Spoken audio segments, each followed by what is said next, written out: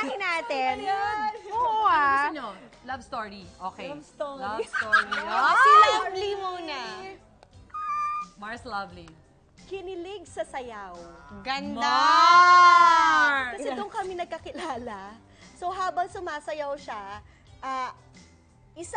isang show na kung saan may artist celebrity battle. Tapos sila mga nagtuturo sa amin ng mga magagaling. So nung tinuturuan niya ako, nakita ko kung gaano siya kagaling sumayaw. Ay, eto na, in love ako ng bongga. Doon nagsimula ang lahat. Tsaka ako yung kilig mo, Mars eh. Tama yung word kinilig. Kinilig talaga ako sa kanya. Alam mo So, yung paano yung ganun? Kamusta ka na? Yes! Madalas ka ba hindi dito? ganyan eh. Mali-mali yung choreo niya mali. sa kilig. Oo, siya pa yung nagsasabi na, pasok na. Alam mo yung hindi naman siya yung nagtuturo sa akin, pero, pasok na. O yung pag-bend mo ng gano'n, kailangan maseksihan mo pa. Ganyan! Ay, nadala ko siya sa pag-bend! Alam mo, Alala ko dancer, na naman. dancer din naman ako, pero hindi naman ako ganyan. Mars, ikaw! Kasi, ang dami, pag love story, alam niya, 8 years na kasi kami ni Art, so... Narinig ako! Preparation na to. Siyempre, totoo na to. Yes, For pinag-isipan the ko big kasi kung anong day. sasabihin ko kung yung proposal ni Art. Or, nandito na Lahat kami. yan. Nandun na kami. So, hindi ko na ikukwento kung paano kami nagsimula kasi nagpe-prepare na kami for the wedding. So, At this point, yan ang iyong love story in 3 years. kasi umabot na kami sa hinaba-haba ng panahon na nag-away, nagkabate, kung ano man yung pinagdaanan May pupuntahan namin. ba? Kung hanggang saan ba. Ako pa rin naman na nagtagumpay. So, Ang kinang Mars! tinali ko lang yung buhok ko pero mahaba talaga. Baka ka kasi. Baka kasi ano. Isa ka na magiging hasyendera Dama rin ng namin ano. ang Nararamdaman kita, Mars. Ganyan din ako.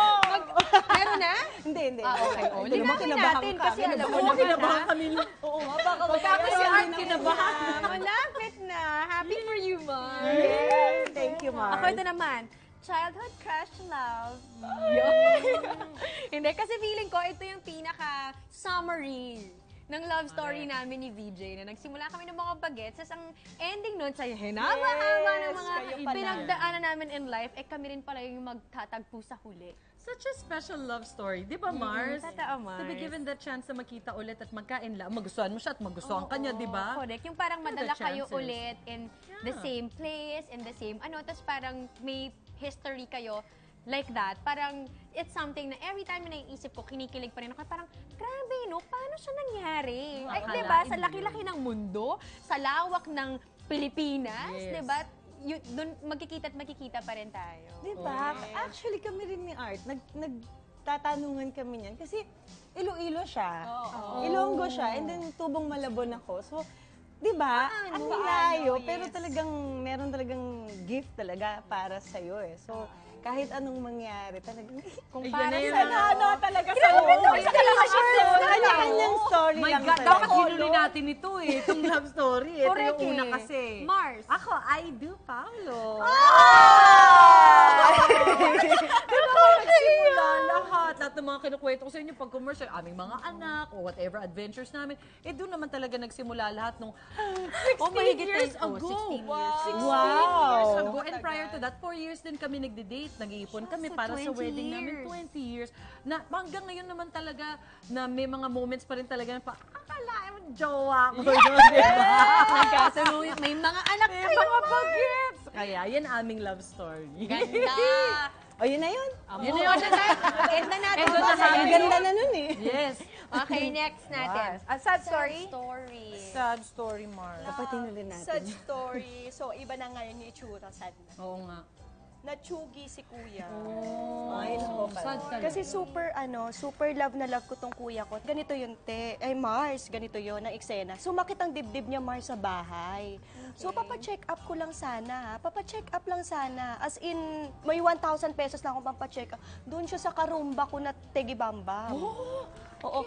Doon siya na, Cardiac yes, umihi na siya. Sorry sa word, Ayun pero na yun na yan. yun. Oo. Pero, Let go na. ni-revive ng 30 minutes. Yung asawa nakikiusap sa akin, baka pwedeng ICU. Sabi ko, ate, ang tagal-tagal nang ni-revive, tapos in-ICU pa, 3 days na ICU, pero wala na talaga. Alam ko na nung nasa kotse ko, alam ko nang wala na siya. Ikaw ang nagda-drive pa. Ako nagda-drive nung time. Hirap At nun, alam mo, terrible. ay naku talaga, nakita ko yung paglinya ng ganon. Nakalin siya kasi nandun siya sa likod. Ako nagda-drive, so nakaganon siya. Sabi ko, kuya, wag kang gumanyan kasi baka mas lalo siya mahirapan sa ano. Pag ganyan, yung last breath, ano ba, breath Oo, ba last yun? breath, correct. Doon pala, yung narinig, totoo pala Alam mo na siya yun. talaga. Tapos nung paglagay doon sa ano na, yung sa pa-emergency, yung grabe na busina ko, yung paglalabas na may emergency yung higaan, yun narinig ko ulit yung last breath, yun na nga yun. So yun. How Kaya yun old yung was your kuya? 37 years old. Yeah, super bata. Oh my gosh. Kaya yun. At saka yun, nandun ka talaga. Oo. Paano? Yun yun. Pangit nung ano. Nahiya ako dun sa mga sad story lang. Pero, Parang nahiya naman ako dito sa sagot ko. Sige lang, Mars. May kanya-kanya Pareho tayo tayong na story, chugi. Mars. Oo. oh! Yun ang pinaka-worst na nangyari sa buhay ko. Hindi ko talaga kinaya. Actually, nung time ng sex bomb days ko to. And then, kasabay siya. And then ako, lahat, kada sayaw, diretso ng ospital. Wala talagang, kasi para makasurvive, para makayanan niya everyday. Kaya ang Tagaytay sa akin, kasi masyado siyang mastorya sa akin. Meaningful talaga siya sa akin. Kasi si tatay, lagi siyang nagsusulat na, saan mo gustong pumasyal? Tagaytay. Kaya lagi ko sinasabi kay Art na doon tayo sa Tagaytay, proposal, and then yung wedding baka sa Tagaytay. So, gusto ko talagang maramdaman yung presence. So, naiiyak na ako, huwag na tayo mag-usawa. Mars. Grabe yung ginagawa sa atin ng segment na to. Iba-ibang emosyon. Papunta sa luka-luka. Ngayon, naiiyak. Or dahil mga babae tayo, grabe. Pwede rin. Hormones. Ganun din yung aso ko naman. Okay na to, guys. Pag-aan to.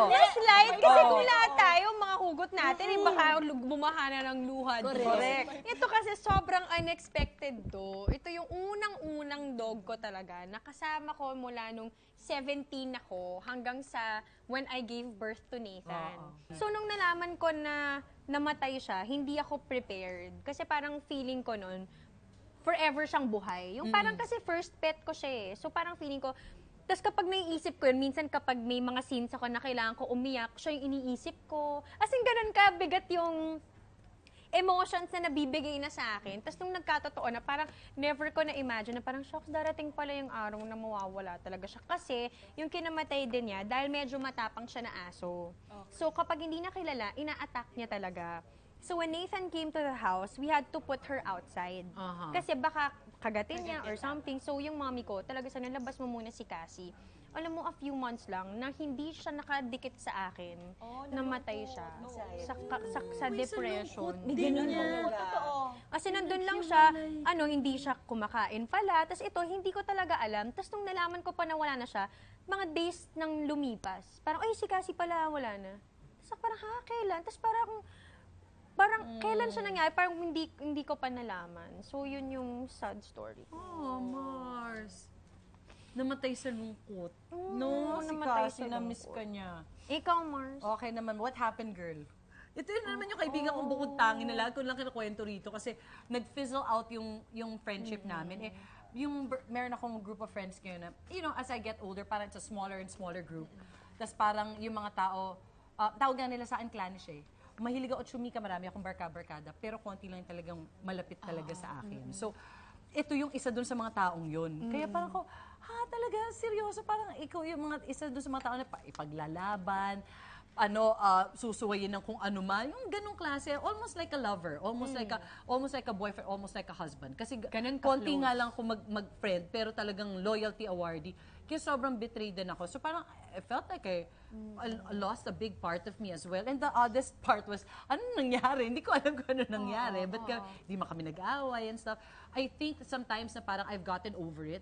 Tagal ang tagal. Naiisip mo sa gabi. Or minsan tatakbo ko, tapos parang may isip ko siya, tapos parang chine-choose ko na lang na isipin na kasi andyan pa siya, parang pag nakita kami, mas mabuti pa magalit na lang ako sa kanya. Kasi makita niya na lungkot ako doon sa ginawa niya sa akin. Parang ganun. So, sad story ko din siya.